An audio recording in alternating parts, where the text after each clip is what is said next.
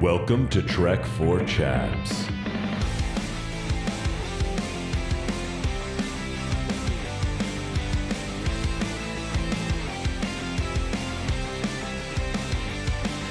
Hello, and welcome to Trek for Chaps, a real play TTRPG podcast where a group of New York comedians play pretend in between the ambient pipe noise of 100,000 food app delivery drivers. Yeah.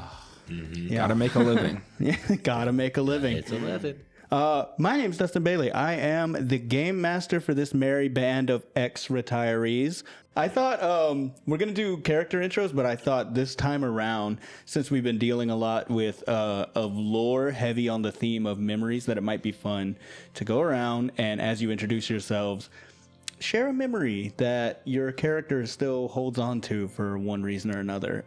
You want to start us off, Lewis? Yeah. Hi, I'm Lewis Fisher. I play Turt Hummel Cobain Vonnegut, a Galapa wizard who is trained in the School of War, and I'm going to share my memory. Yeah. So Turt grew up in a very aquatic area, and he has a very specific memory of seeing a turtle's penis. And he specifically remembers thinking, well, that's not what my penis looks like. Oh. Wait, like a turtle that's not a galapa? That's right. And do galapas have normal cocks? Well, it's like a Goofy Pluto situation. Yeah. Like if Goofy saw Pluto's dick. Can we, just to get the read, who here has actually seen a turtle's penis? I for sure looked one up for this fact. And we talked about it last, and then you were very adamant that we should look it up. You should. Yeah. That was so fun. But I also want to say, for like more intrepid listeners, you may notice Turt is a tortoise. And so, of course, his penis doesn't look like a turtle penis. Okay, but he's looked at a turtle's penis, but he hasn't yet So he spotted a doesn't know. tortoise's penis. He doesn't know. Wow. Could be. Okay. Hey guys, I'm Jacob Shear. I play Zag. I'm a ribbit bard. So in ribbit culture, when you lose your tail, that is, you become a full-blown frog and not a froglet, you're sort of recognized now as a full adult in the community, and you have a rite of passage, a ceremony where everyone from your community sort of comes together, your family. No. They toast you. No. I just realized No. what you're doing. No. And it's like No. a big coming of age thing, right? Yes. My But God. At Zags, it was going very well. It was going very nicely. And then as sort of people were dedicating things to him, Zag's brother Golo, he went up and he said, Zag, I want to dedicate this song to you. And he whipped out a lute and he started singing this song. No. And everyone in the audience was just completely taken back and blown away and crying. What song? What song was it? And, You got me there. Patreon subscribers, we hit enough likes. We'll release Golo's song. We've not recorded it yet, but we will. Yeah, Jacob is cooking it.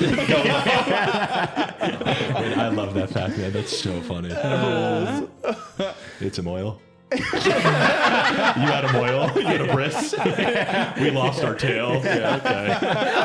You know what? I'm going to tell you, I wasn't even thinking about that. Wait a minute. That's why I started cracking This up. is the first thing I thought about. No, because the bris is when you're bored. Not like I was thinking more along the lines of bar mitzvah. I know you combined it. Oh yeah, I guess. Then they did their classic ribbit music. Yeah. Some classic. Okay, well, we established something very important about ribbits. I am Lindsay Clancy. I play Rhiannon Twig, a Simia druid. And my memory is... Okay, so when I went to Netherhand, I went pretty young. I think I was like 12 or 13. And I met my best friend Mika there. And she is a couple years older. And I think the school, just because I never visited my family, and I kind of lived at Netherhand from then on out. So the school kind of felt bad for me that I didn't get to have like a teen experience and let me go with Mika to, because she's a fairy, to the Fae realm. Oh. And I got to have a little like Rumspringa. Oh my god. And That was your Palm Beach. yeah. Yeah, that was my memory. I didn't. You guys are way more in depth. No, that's awesome. Could you party? Yeah. Yeah, for sure. Spring break in the Pharaoh? Yeah. Yeah. That's got to go Yeah. wild. That's got to go No, hard. I don't Yeah. think that ours is more specific. I think yours are just like really cute and earnest. Like I was like, I had a penis. He had a bris. And then you're like, yeah, like my really good friend. Like Took me on a trip to like her home realm. yeah. Hello, my name is Kenny Park Yee, and I play Grabubba Gragubba, a Goblin Ranger subclass Wayfinder. I wrote down a memory, and then I heard what Jacob said, and now I'm changing it because something happened to me in real life last week. So me, Grabubba, I was walking through a Hasidic neighborhood, and it was nighttime, and a group of kids came up to me and they're like, "Sir, can you help us? Can you help us?" And I was like, "What's wrong? What's wrong? What's wrong?" And I turned and there was an older man and he said, "Oh, we just need someone to come into our house and turn on the light switch for us." Shabbos goy. Because it was a Yeah. Shabbos. Yeah. Yeah. So And you, he- okay. wait. So you were in a ribbit neighborhood? Yes. Yes. I was in a Hasidic ribbit. Yeah. So I went inside, I turned on the light switch and I said, "Have a good night." And I was a little scared that I was going to be like attacked, but No, it's that's normal. really it. It's really common, I've learned. Yeah. Yeah. I live said on the have a- edge of that neighborhood. you know what you and did? I have a Hasidic family that lives below me. Kenny, you know what you did? That was a mitzvah. Thank you. We call that. Yeah. Oh, Thank you. good for you. Hava. Is that Goyo song?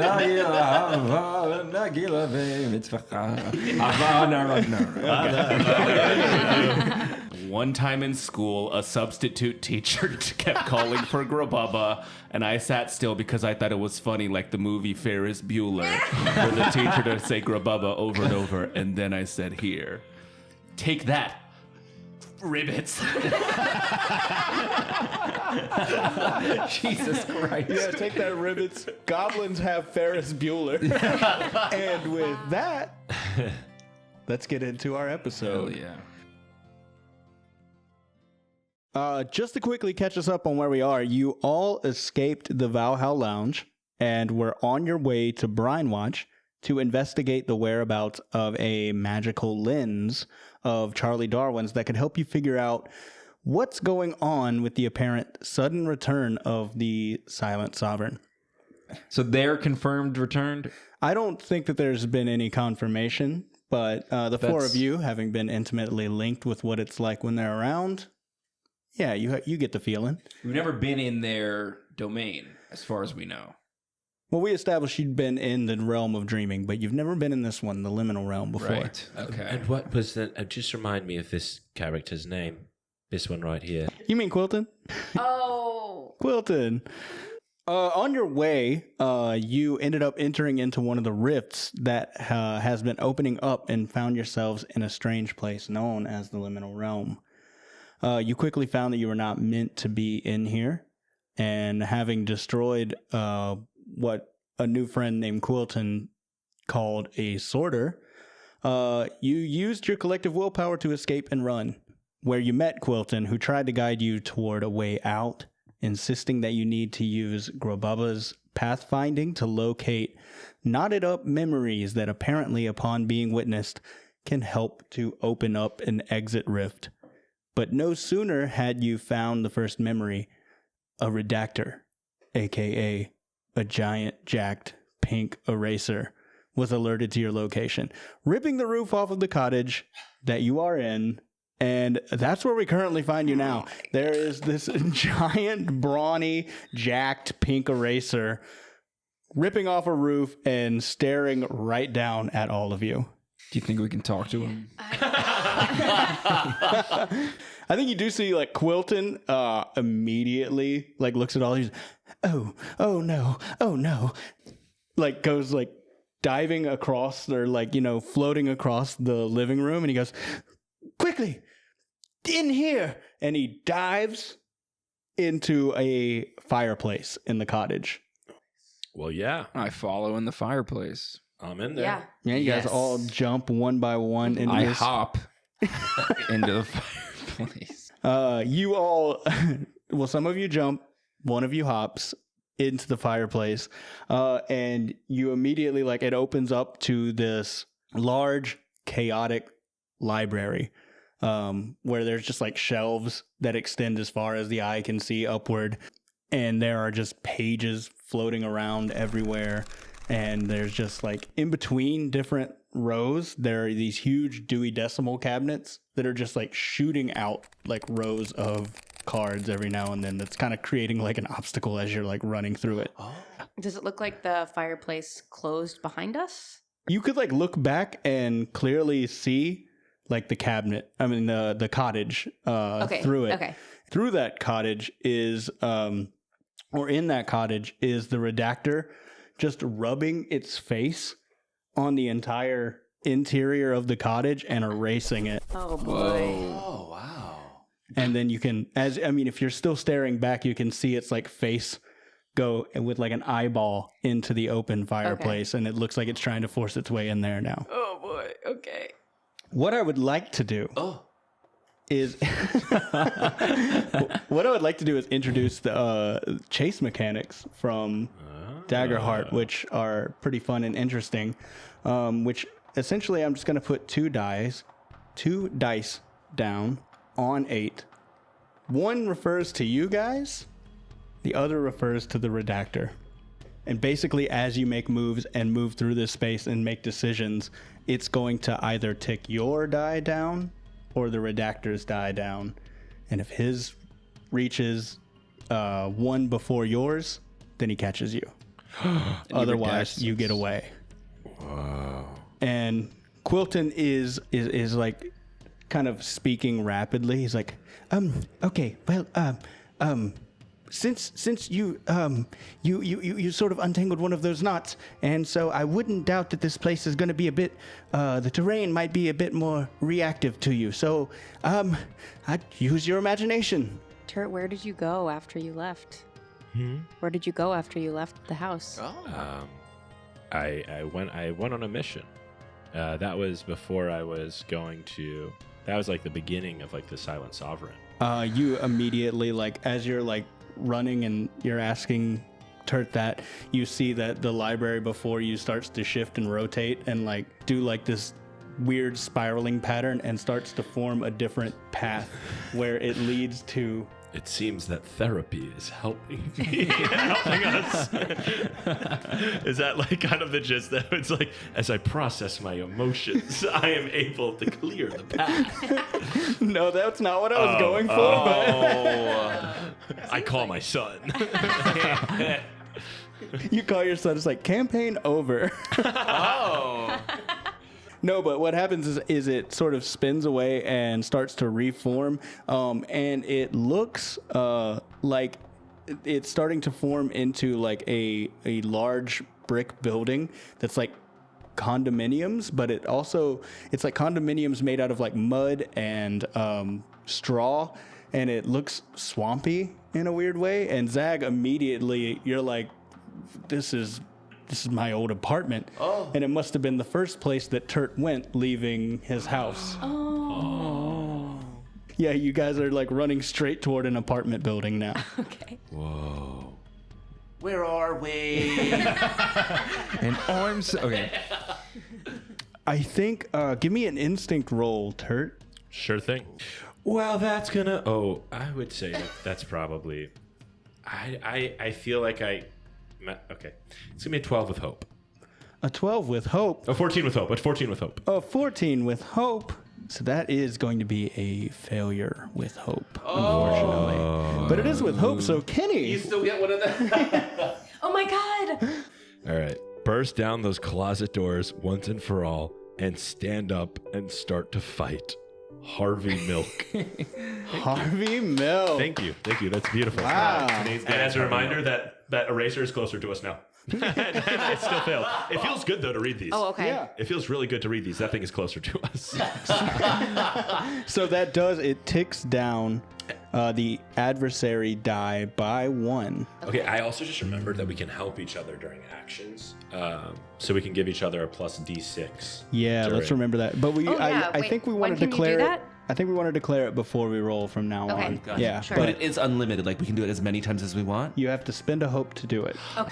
Great. So that does tick the redactor's die down Okay. by 1, and you see that it has now made its way through the fireplace. Okay. And it has knocked over and is just kicking down shelves behind you, and that where the library was, and is just erasing things furiously, and then looks over and sees you running into the apartment building and just starts bounding as fast as it can. I forgot what a shithole this place was. Yeah, you walk in. I mean, it's run down. It's a little ruddy. It was like your starter apartment. You were like a journalist, right? It's like before the sponsorships kicked in after we got that silent deity. I was struggling here. Yes, yeah. It's weird because it's not making sense of like if you were actually to enter into an apartment building, like windows are just in the hallway, and so you're having to like jump into windows, and then every now and then it's like there's a water heater closet door. There's electricity in this world. I mean, sure. All right. Yeah. Or like, Wait, are there fossil fuels? Is there climate change? BP oil spill? the climate is honestly constantly changing. I'm really mad at BP because they destroyed my frog home. Oh, sure. I'm from Louisiana. I feel that, brother. Oh, yeah. That was one of the deities we killed along with Chapel Roan. Oh yeah. British Petroleum. Well, Chapel's alive and well. We spared Chapel. As you're running, you're like noticing things about like your old apartment, and maybe like commenting on them. Everything you say though, and I think all of you have started to take notice of this as you're running. Now what's happening is there are weird speech bubbles of everything each of you is saying, all in different fonts. Oh. Some are scrolling, some are like in Comic Sans. Sure. And just depending on whatever mood you are when you're saying it, it's just appearing above you. You get the sense that this place is getting like Quilton said, more reactive and like strangely just active in general to anything you're doing, which you can see now it's like starting to like affect the redactor who is furiously erasing behind you. But you're running towards a wall in the apartment building, and it looks like it's not budging. Like everything else sort of shifts and forms in front of you as you're running, but this wall is not moving at all. And Quilton's like, somebody quick. I picture a fire escape. Oh, hell yeah. Give me an instinct roll. I'd like to help him. Hell. Nice. Spend a hope. Spend a hope, baby boy. Where's my guy?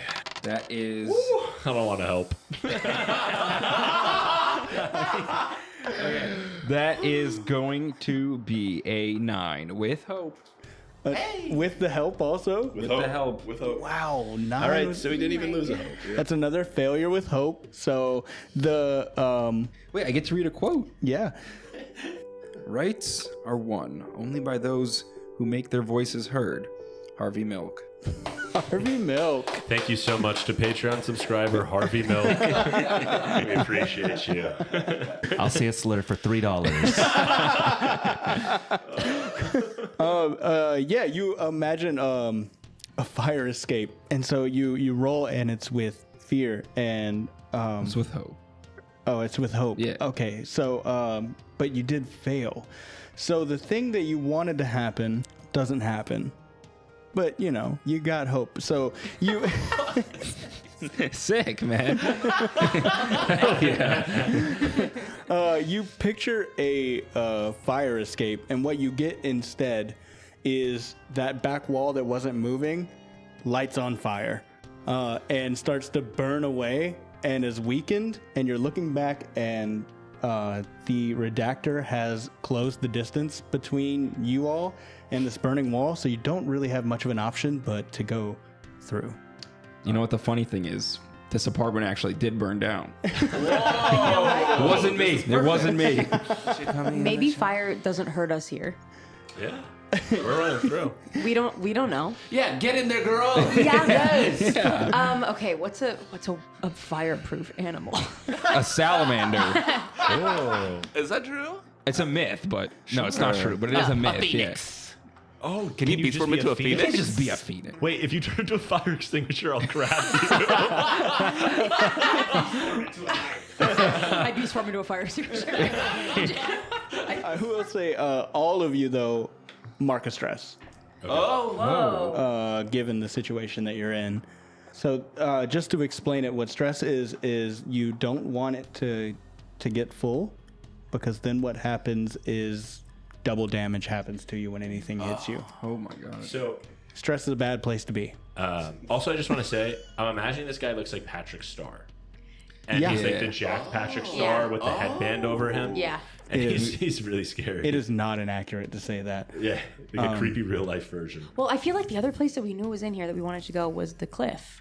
Right? Can we go? Can we like imagine that we can go to the cliff, maybe around the back of the building? Yeah, I will say only one of you has seen the cliff. Okay. So I would say like you couldn't imagine it, Sure. or you could try to, but it might not be the cliff. Yeah.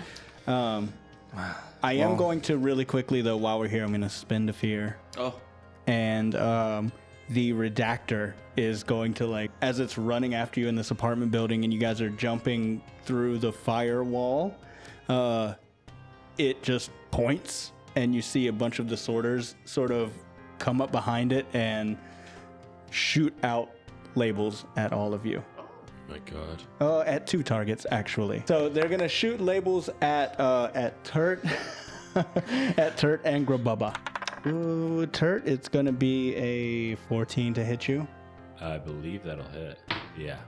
Grabubba, that is a critical failure to hit you. Oh, cool.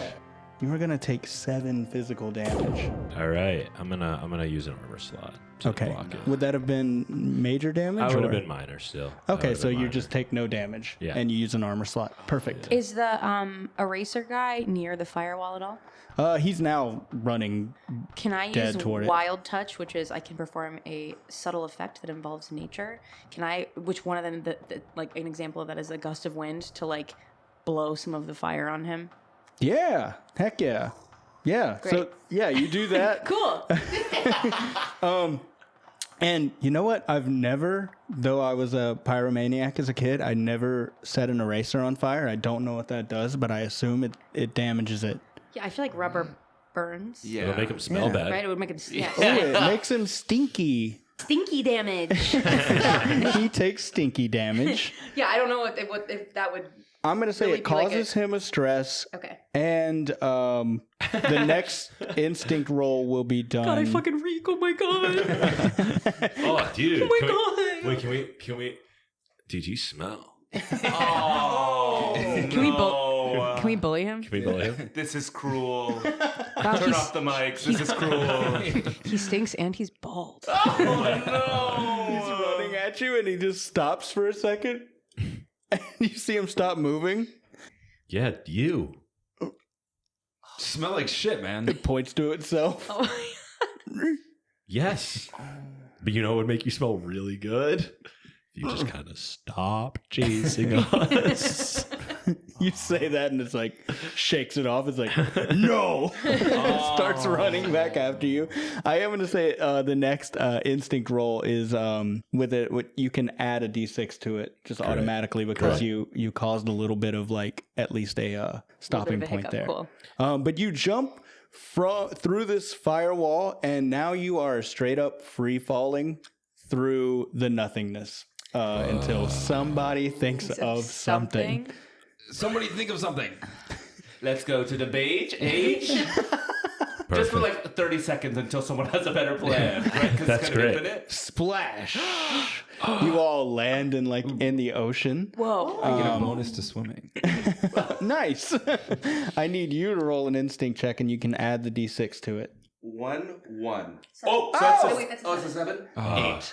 Oh, Wait. And then That's crazy. 8 plus 1. 8 plus 1 with fear. Yeah. With I'm not even fear. worried about it. 8 with 9 with fear. I'm not even worried With about the bonus. Oh, a 9 with fear is so brutal. Oh, we're at the beach. So that's a failure with fear, which is going to take the die down 2. Oh shit. Oh my god. Speaking of fear. Sorry, I tried something. I tried to give it a shot.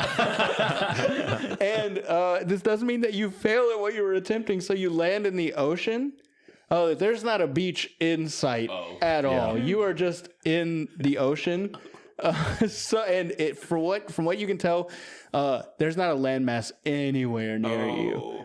And just for funsies, because you rolled so poorly, dun. Oh, great. Dun. Yeah, you see the actual fin of Jaws. Grabubba, you brought me to also a movie I haven't seen. That guy's there. I picture the Lord of the Rings. Hey guys, Lewis here, Dustin here. and we are doing Dustin's least favorite part. Hey, Commerce. We are going to ask you to check out our Patreon. Patreon, go check it out. You can have access to our shared Discord where you can message directly with the players. Yeah, you get early access to episodes, and we're going to have episode discussions after every episode. You can also influence the game, so you can submit your own quotes for us to read after we roll Hope or Fear, a new mechanic, and you can also suggest names for characters, names for items, even abilities and items that we can homebrew. I'll plug those things right into the game. It'll be awesome. Why do we do this, Dustin? I think because art and commerce clash in ways that are often, maybe not the most purest, but... I was just hoping you'd say because we love it. Because the podcast. Oh, because we love making the podcast. Yeah, I meant why do we do Oh, not why do we do ads? But no, for real, guys. We do it because we really enjoy playing together. We really enjoy making this content. And the truth is... Every little thing helps. Every little bit helps, folks. Thank you. Guys, so you're literally in the ocean. There's a shark that's now circling you, and you look up. You can see that there's like the purple, silver, nothing something above, and now dropping from above is a giant pink eraser dropping toward my the God. ocean. What if let's put our heads together here? What can we imagine in this ocean that would, hinder this guy? Like a whirlpool, a lightning storm, a giant octopus. Immediately, a whirlpool, a thunderstorm, and a giant octopus appear around you. Oh my god. I need you to roll an instinct. Right. Okay. This is an 18 With hope. with hope. No way. All right. The first good roll of the night. All right. It's going to tick your die down. 2, you get a beautiful hope. Hope will never be silent. Oh! Harvey Milk. That's Harvey beautiful. Milk. That's Wow, it beautiful. said hope. It's like when the movie says the title Yeah. of the movie in the movie. Yeah. So a thunderstorm appears. You see lightning strike the giant eraser as it's falling down, which sends it flying sideways. Except rubber doesn't conduct It electricity. doesn't. It's And we point that out. We go, that's weird. You're a pathetic eraser. Most erasers would propel that, but Before he hits the water, he's like, "Oh." oh my god, you attract lightning? You're useless. Oh my god. I don't remember us being bullies. He's I know, but I'm having fun doing it though. I don't know. It's bad. This is awakening something in us. Oh, that's a good turn. So he somberly hits the water. Wait, are we the bad guys? Does it look like he can swim? On a whirlpool. It looks like maybe he could swim, but he does land directly into a whirlpool. Okay, I'm gonna imagine a boat.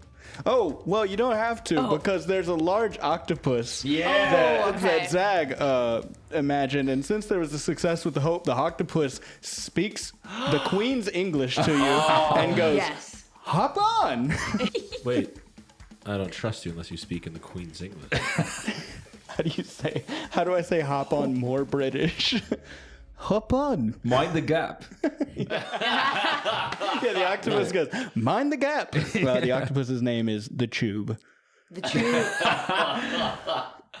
So now that we're in the ocean, I think it's pretty easy to imagine the shoreline.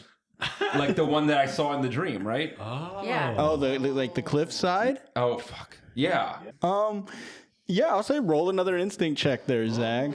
Okay, I'm riding a tube. Yeah, I'm you're helping. riding the tube. And I'm helping. How do you help me? I massage your shoulders. That's another 18. With hope. With hope. And you know what, for hope. fun? That's a 24. Oh my God. We're saucing. That's a 24. We're saucing. Okay. Who could this be? All young people, regardless of sexual orientation or identity, deserve a safe and supportive environment in which to achieve their full potential. Harvey Milk. That ticks your die down 2 more, and now Let's you're fucking back go. tied. It's a dead heat.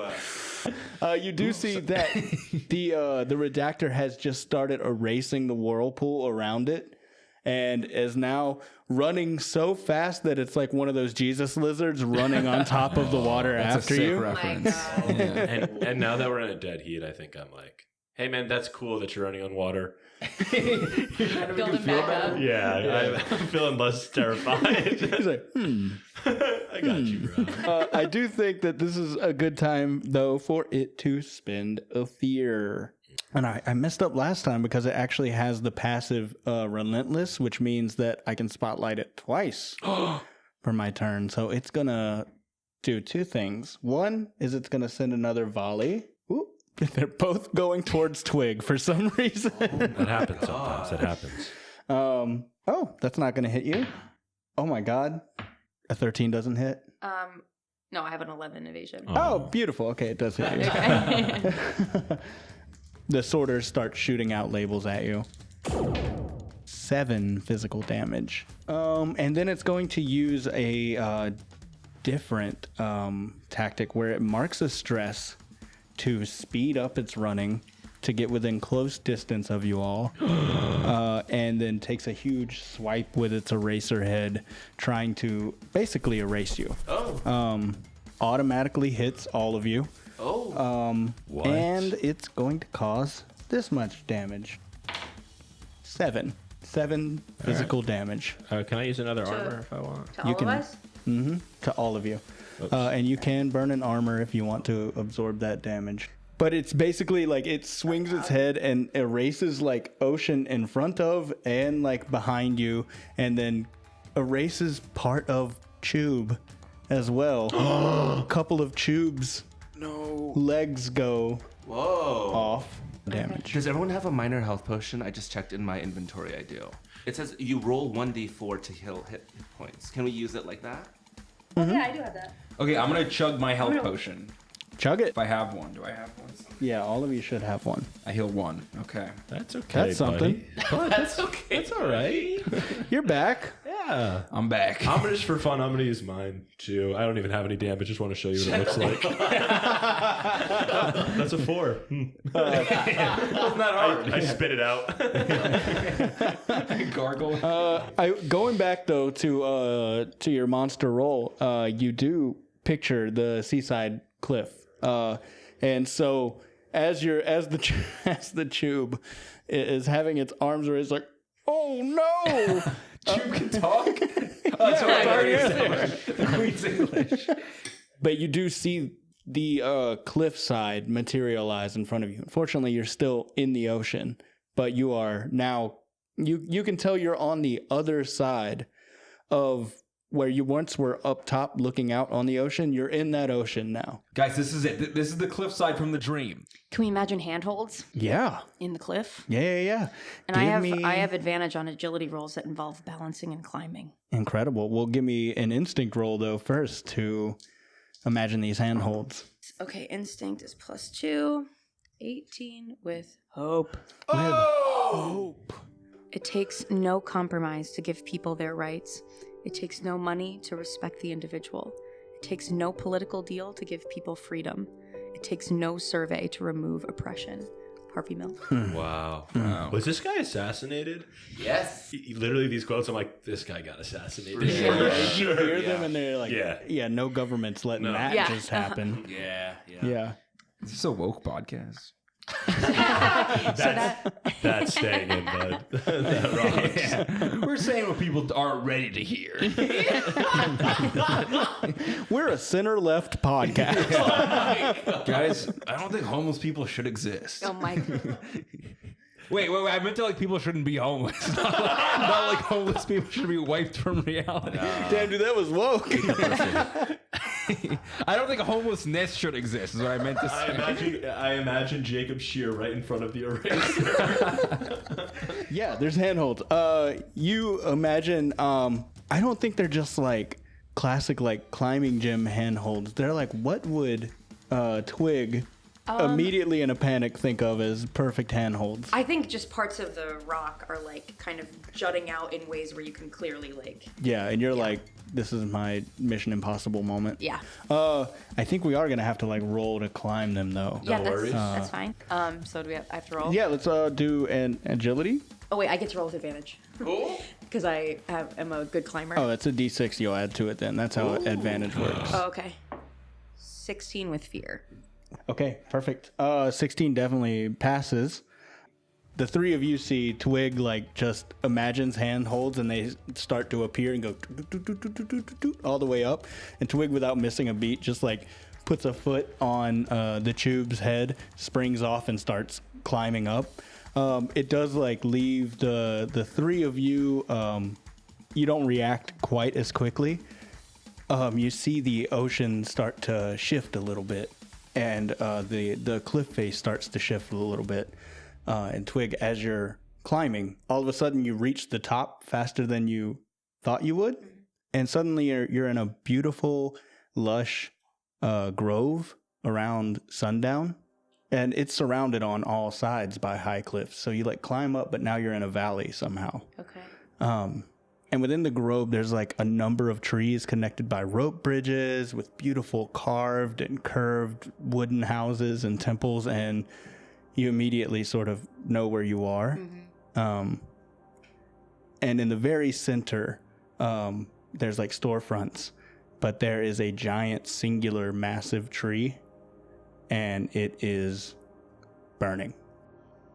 And I think it grips you for a moment. Yeah. And you stop climbing.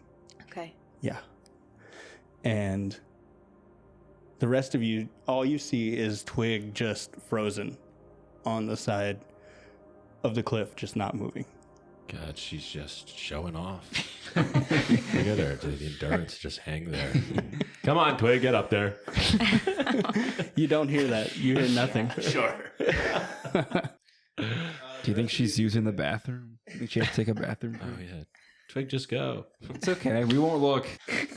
Again, you hear none of that. Yeah. All right, let's get up there. Yeah, the rest of you want to climb. I need an agility roll for everyone that's trying to climb. Okay. I rolled a 17 with fear.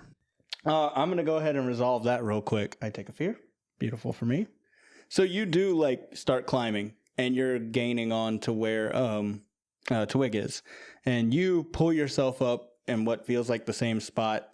And you pull yourself up, but you're like in a kitchen all of a sudden.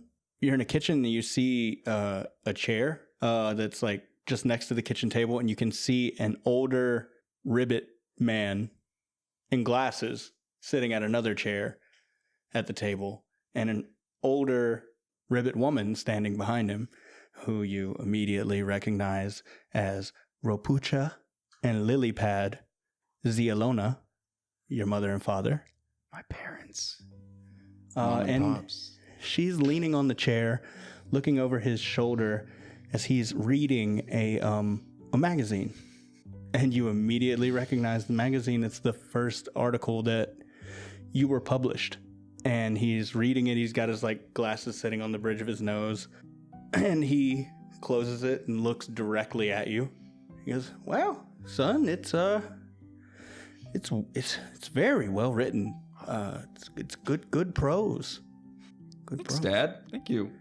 Yeah. No, he looks up at your mother. It's good prose. It's really good prose. You liked it? You liked what I had to say? All that? Hmm? You liked what I had to say in the piece? Yeah. Other than just the prose. Oh well, if you're asking me to be critical. I just love to hear your honest thoughts. Okay. Yeah. No, I really, like I said, I thought it was well written. It was really good prose. If I had to be critical, I'd say You don't have to be critical. You don't have to be. Oh, I thought that's what you were. I just want you to your honest thoughts, whether those are good. Okay. Well, Yeah. honest, critical. Same thing, right? Sure. Yeah. I don't know. I think for me, maybe it lacked like a point of view. Well, don't get offended. I mean, like I think that you were trying to be objective, right? Yeah. Because that's how it read. It read like you were trying to be objective. But no piece of criticism or journalism is really ever objective, right? Like you have to insert a point of view. I guess the role of the journalist is to sort of inform rather than weigh in on it. Is the angle I was going for? Sure, yeah. Okay, yeah. No, I see what you're saying. It just seems like maybe you're trying to avoid being inflammatory. I'm not saying you're trying to hide behind the objectivity, but it does feel like the voice is maybe lost in there. Thank you for your candor. Just Mom? a little. She's like, oh no, it's really good, honey, and the prose is so strong. And enough about the prose, okay? I know the prose is good. You told me about the prose. And he's like, your dad's like looking at her, looking at you. He's like, I said it was well written. What did I say? I said it was well written. Okay, Mom. Okay, Dad. Thank you for reading it. There's just a little more follow through, maybe, is all. Okay, I'll keep that in mind for next time. And that vision just sort of dissipates and fades, but you're just stuck there for a minute in it. We're not seeing this, right? None of you are seeing, these seem to be, they're experiencing these on their own. Zach, you got to pee too? Zach's actually just pooping off the side. You guys ever seen a frog poop? It's crazy. Again. But we need to go back to this is your algorithm. Yes, this is your algorithm. What did you roll? I rolled a 15. With? Fear. With fear. Well, 15 is good enough to start climbing. I'm going to take a fear. And for you, you start climbing up and you're not having any issue climbing up the cliff face. And I don't think anything strange is going to happen to you as far as a vision or anything like that. But I am going to spin the fear. Great. And both of the sorters are going to shoot their volleys directly at you. Oh, no problem. The sorters are the marks, right?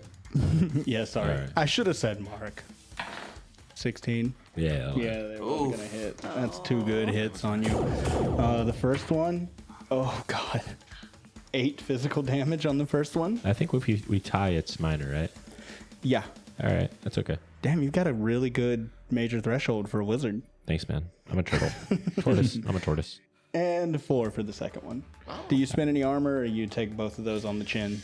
I take those on the chin, and then I do the anime Somebody call an ambulance. For me, I'm getting beat up. It's for me. Great. You scramble up. You're scrambling up the cliff face, and you get to where these two are, and you can see that they're just kind of comatose. They're really just frozen there. Race you to the top. Yeah, you've never beaten Twig. I rolled a 5 with fear. Oh, no. Where's my vision? Yeah, here's the thing, you're the only one to fail what you were trying. Sure. So you don't even, you're having trouble climbing. I'm just going to run up against the cliff. Yeah. I think you swim over there, or you're swam over there by the tube. And you go, it's kind of a distance to jump from this octopus to the wall. But you're I'll just, Towel will assist me. So you go to jump knowing that Towel will assist you. But instead of hearing the familiar, you hear a Towel's dead. and you jump, and Towel does grab you like normal whenever there's a distance you have to jump. But you end up sinking and going right into the water. And as you emerge up to the top, you look over at Towel. And Towel, you haven't really looked over at Towel since you entered in here.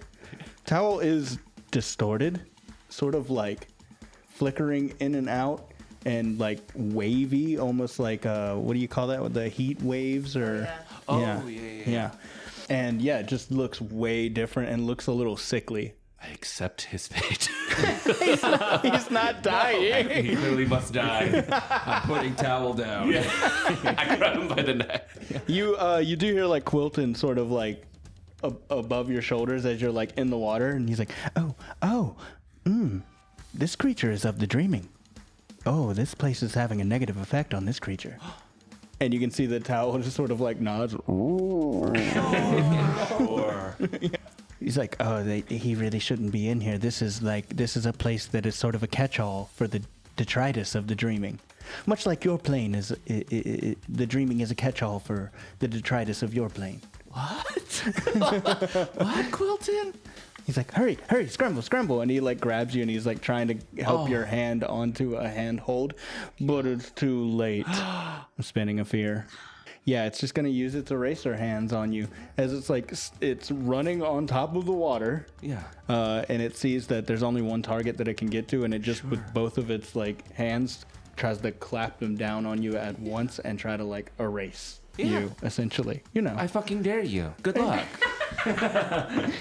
A 13 to hit 13? Grububba? I'm a 12. Okay, so it does hit me. Good on you for the dare.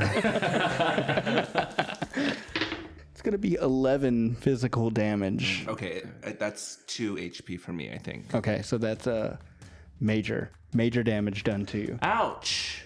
Good on ya. That was a good hit. You can use an armor if you want. Just a reminder. Never. Gotcha. That's a promise for the future of this campaign. Kenny will never use an armor slot for any reason ever. Okay, to be clear. This is Kenny's arc. Kenny, this is the last episode. All you have to do is use an armor. Shut the fuck. So Kenny's doing this on champion mode. Yeah, but that causes such like a ruckus in the waves that it actually shoots you up. Great. And you like grab a handhold, but you are hurt from this. Yeah. And you start to climb. Okay. Badly. Okay. Yeah. I think Also, with that whatever guidance you have to get Towel out of here. I don't want my baby to die. I think Towel's with you. Okay. Towel definitely looks like worse for wear. Towel looks like Missing No in my mind. That is kind of what I'm imagining. Like a flickering. You know Missing No? Yeah. Nope.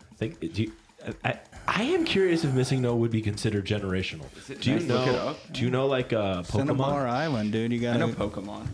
You got to surf up and down the east side of Cinnabar Island after talking to the old guy in Viridian. Who teaches you how to catch a Pokemon? Yeah. Sing number. And then you level it up. It's a Kangaskhan. That's right. And you can get 99 rare candies. By making the 7th Pokemon in your slot, or what is it? Seventh We've item or done 6th it. item. Yeah. Do you remember like did you feel any sense of like fear or like weirdness at the idea of Missing No as a kid? Do you know what I'm talking about? Yeah. Yeah. That's it. It did feel wrong. Yes.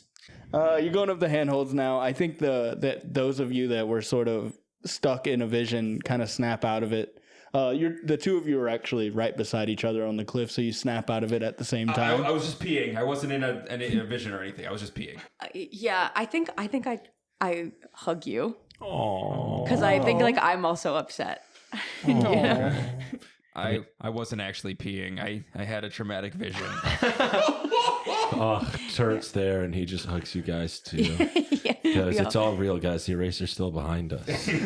Yeah, now you feel like it is shoving its eraser hands into the cliffside and is starting to climb. Oh, boy. You can see Grububba down there scrambling up, still within reach of the eraser. Can I Rapunzel my whip to Grububba? Yeah. Can I use my whip to Rapunzel Grububba? Whip him like Hurry up! Yeah, let's just call it an agility check from you. I will hold the. I'll like what's that? I'll spot you. I'll like hold your hips. Spot me. Nice. Yeah, and my fingers are sticky. Oh, critical success. What? Isn't that the same number? yeah. And I I'm got a still critical gonna success. help. +4. Okay, critical success +4. Thank you. A critical success is awesome because it's going to tick down your chase die by 3. Oh. Meaning that you escape. So I think what happens is you whip down to Grububba, and you whip so thunderously it's almost like you're 22 again.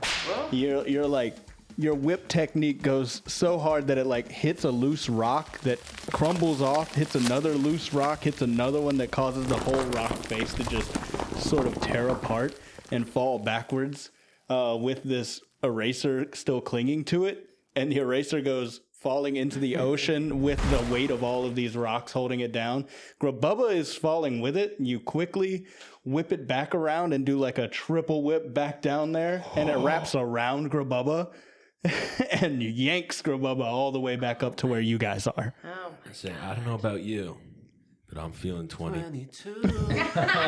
Everything will be Wait, did we kill Taylor? For sure. Yeah, definitely. And then we. Hey guys, Dustin here. Lewis here. Listen, before you listen to this podcast, you might notice that you've never heard of us before. Yes, and it's not because the Silent Sovereign got to you. Okay. Yeah. No, it's because we are complete unknowns. You know, it's really funny. I actually pitched this podcast to a pretty well-known network, and they said, is there anyone that we would know in it? And you know what the answer to that was? No. We are not famous. And we are also quite, we like to think of ourselves as the working class. Bohemian. Yeah, bohemian even. And so what that means is we love what we do. We're going to keep doing it forever, but we really want to build something that people care about. And if you find yourself caring about it right now, you can check us out, Come on in. Yeah. Join the Slatreon. which we are calling the Assless Chaps. Assless chaps. You could be one of the The Assless. It basically, yeah. So that happens, and you guys scramble up to the top, and you're all pulling yourselves up. And Zag, yeah, this is 100% this seaside. You recognize it immediately from your dream. Guys, this is it. It's the place from the dream. She has to be here. I'm looking around. Turt, you recognize it immediately as well. Me? You, as off to the side, there is this longhouse type structure that's standing off to the side, overlooking the sea. Zag, this was just outside of your viewpoint when you were seeing this place in your dream. And Turt, as soon as you see that longhouse, I think you feel another little pull inside your chest. But as you're looking at it, those purplish, silvery strands start to coalesce right at the cliff face and start whipping around and smashing into one another. And they create like this fine purplish silver powder that then begins to coalesce itself and start to form the shape. And you are all looking on as it takes the familiar form of Honora. And she's sort of standing there in front of all of you now in that same duster jacket with the hat on. And she looks as if she like is trying to speak and nothing's coming out. Honora, it's me, Zag. You probably don't recognize me. Like a tear rolls down her cheek. I'm sorry. I should have listened to you. And her eyes dart over to Turt, and like her expression hardens, and she like lifts a hand and points at him. Okay. I point at myself. I look behind me. I also look behind. Yeah. And her face scrunches up, like kind of like frustrated. She's like, and she points back at Turt. I say, what are you trying to tell me? What can I do now? You can see that look on her face. Like when you saw her in your dream, it looked like she was like frustrated that she couldn't get the words out that she wanted to. And it's that face again. And she's like, and like one word appears, like one word rings out. She's like, redaction. And she points to Turt. Redaction? What do you mean? What does that mean? What does any of this mean? And she like, what's in the box? she gets like, there's a lot of frustration on her face. She just sighs and starts to dissipate in all directions. Honora! And those purple particles start to go in all directions and then start to form in little clumps and rain down as forget-me-not petals that lead right to the doorway of the longhouse. And then I look at the pile that's like right underneath her, and I'm like, I'm sorry. I recognize this place. Just going back to that. Sorry. Yeah, you recognize this place. It was a common hall of sorts from your from your hometown. Okay. I walk over towards the longhouse. Obviously, it would beckon for you guys to join me. I pull myself together and follow. Yeah. That's where she's leading us. Yeah, you guys walk into the longhouse. Again, it's as you open the door, it's empty. There's just like rows like of seating, and there's nothing in there. But as soon as all four of you cross the threshold, again, it just immediately animates. And there is a stage up front with like curtains drawn. And Turt, you're clued in immediately to what's going on here. This is the play, the school recital. Tonrad, when he was 9 years old. You can see there's a packed room of proud parents. And there's homemade paper decorations, like decorating the stage, and a number of the kids on the stage. It's as if you're someone sitting in the audience. And from this, and Turt, you know immediately, this is where Jillian was sitting. And the play begins. A couple minutes go into the play of these kids coming out and acting different, doing different acts of the play. When you, a younger you, kind of scrambles in, like clearly like a little disheveled, in a rush, and you're wearing the official robes from the Glacium Bastion, which is the military academy that you studied at. Essentially, you're like in uniform. Everybody sort of looking from this perspective out, you can see the eyes narrow as you look at Turt showing up. Like of the crowd? Or the other like people watching? you're witnessing this from Jillian's perspective. Oh, I see. And so you see Okay. the eyes narrow. So is this at like Turt. Jillian's memory? It appears so. I'm also experiencing this from Jillian's perspective? No, you're not. Oh, okay. Yeah, now I was about to say you seem to be experiencing this from your own perspective. Okay. And you, the rest of you that are seeing it from Jillian's perspective, you hear like, as Turt sort of shuffles in, oh, excuse me. And, sorry. Okay. Connor, good to see you. Oh my God, Thomas, your kid's incredible. Shut the fuck up. All right, maybe take it easy with the wines there, buddy. Turt scoots in, and you hear coming from where you are, I hope you have a good reason. He was asking about you before. Just, work. Same old. But I'm here. Let's just, I'm going to catch most of it. I mean, you already missed a scene. He had a scene. He's going to come back out. Yeah, he's coming back out. Shh, this is part.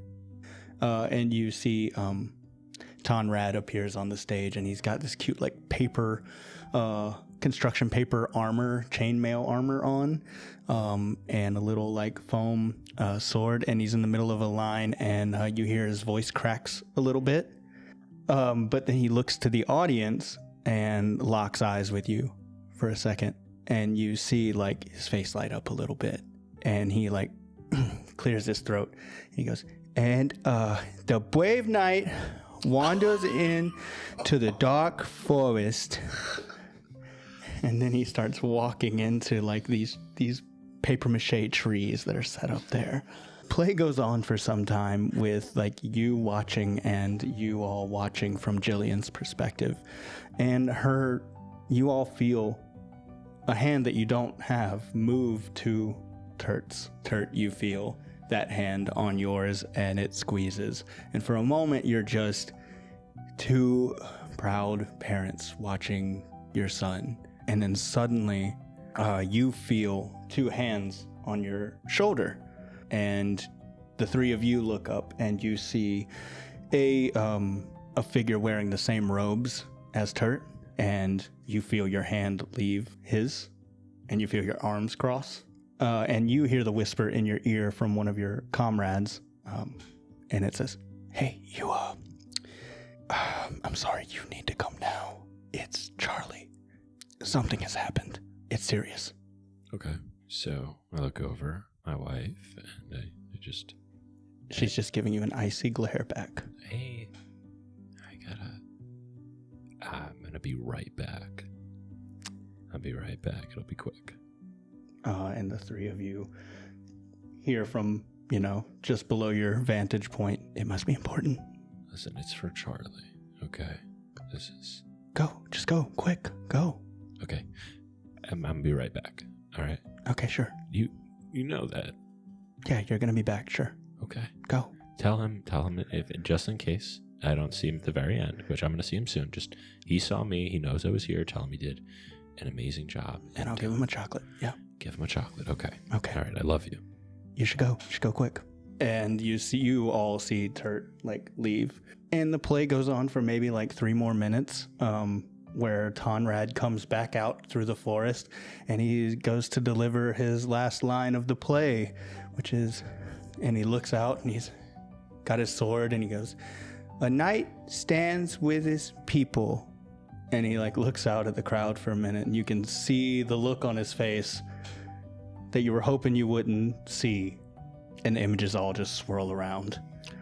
On my way out, that guy that said, "Shut the fuck up," I tap him. I go, "Your son was really good as the bush." Fuck you, Turt. The kid's got all the lines. All of that just goes away as quickly as it came, swirls around, and all 4 of you now are sort of find yourselves in a different vantage point from backstage, looking at the empty stage now, and a spotlight shining in the center, a perfect circle. The chairs are all empty. And then suddenly, when the spotlight shines down in that perfect circle in the middle of the stage, a rift opens up. And it's purple energy, and Twig immediately, this looks exactly like what you saw just a day ago. And it begins to draw all of you toward it with an incredible force. And the chairs and everything else in this room are being drawn towards this circle at a breakneck speed. Okay. We cut away to a beautiful, rocky section of a city on the sea. The structures here appear to be quite old and dilapidated, as if they haven't been kept up with for some time. And there's a number of tower spires along brick walkways, bustling with people that are heading down to this quaint seaside town where there's docks. And here in this older section of what seems like semi-ruined structures, there's a gathering of people standing in a crowd and looking on at a raised dais where a young Galapa man stands next to an orcish woman. She's holding a young Galapa child in her arms. And he is holding a young Galapa child in his arms. The young Galapa, maybe in his mid-30s, hands the small child, holds him still, hands him to the woman, and steps up to a floating, glimmering phonograph, microphone type situation. And he says, "My fellow Brine Watchers, you have placed tremendous faith in me to restore this wonderful archipelago to its former glory. I firmly believe that my job is to preserve the very essence of what once made us special. My name is Tonrad Vonnegut, and many would insist that I feel a familial duty to preserve the Tower District, but that could not be farther from the truth. In fact, it is in spite of the glory of my family name and their attachment to these towers that I stand before you now, because glory did not prevent their crumbling. Renown does not purchase new fishing boats.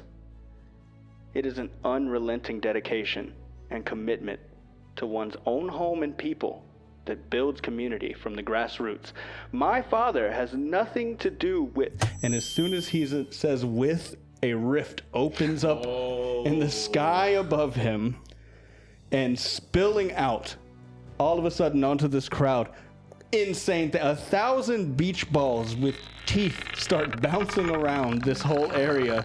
People go running in every direction. You all 4 of you, fall out of the sky and land on the stone below. Is Towel okay? Towel is immediately back to... What does Towel say? He goes, "Ah." Just as a piano made of taffy falls out right behind him, and it begins to melt in the sun, and a steamship that appears to be drawn in crayon lands on a tower and smashes it to the ground. And you all laying there on the ground, Tonrad just looks down and goes, "Dad?" And that's where we'll pick up next time. Oh boy. Wow.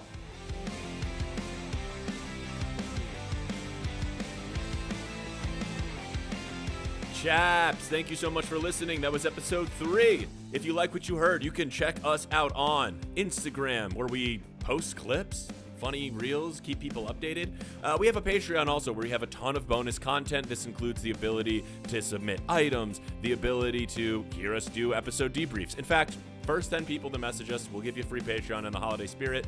More than anything else, thank you so much for listening, and of course, love you.